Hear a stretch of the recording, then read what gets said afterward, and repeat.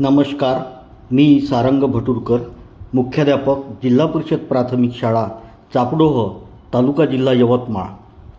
आज आमच्या शाळेमध्ये महिला मदत केंद्र भोसा यांच्या वतीनं त्या केंद्राच्या संचालिका सौ अमृता खंडेराव मॅडम यांच्या माध्यमातून मुंबई येथील श्रीमती मधुवंती भागवत यांनी विद्यार्थ्यांसाठी वाचनीय अशा पुस्तकांचा संच भेट दिला आहे। या संचामध्ये मनोरंजक गोष्टी, संस्कार कथा, थोर पुरुषांचे चरित्र, चित्रवाचन यांचा समावेश आहे। या पुस्तकाच्या संचातून आम्ही आमच्या शाळेत एक मुक्त वाचन कोपरा तयार करू। त्यांच्या या भेटीबद्दल मधुवंतीताई भागवत यांचे मी आभार व्यक्त करतो। तसेच आज विद्यार्थ्यांचे सर्वांगीण आरोग्याचे हित लक्षात घेऊन महिला मदत केंद्राच्या वतीनं व्हिटॅमिन एच्या गोळ्यासुद्धा वाटप केल्या गेल्या आहेत। आमच्या शाळेत प्रधानमंत्री पोषण शक्ती योजनेमार्फत मध्यान्ह भोजन योजना राबविल्या जाते। त्यामध्ये दररोज आम्ही विद्यार्थ्यांना भोजन देतो। त्यातील एक उपक्रम म्हणजे स्नेहभोजन।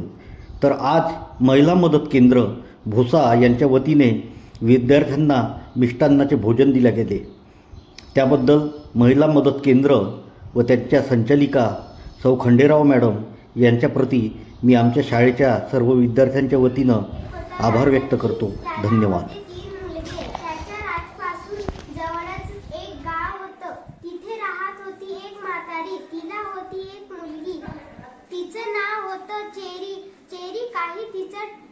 ठेवले नाव नव्हतं। तिला चोरीला फळ खूप आवडायची।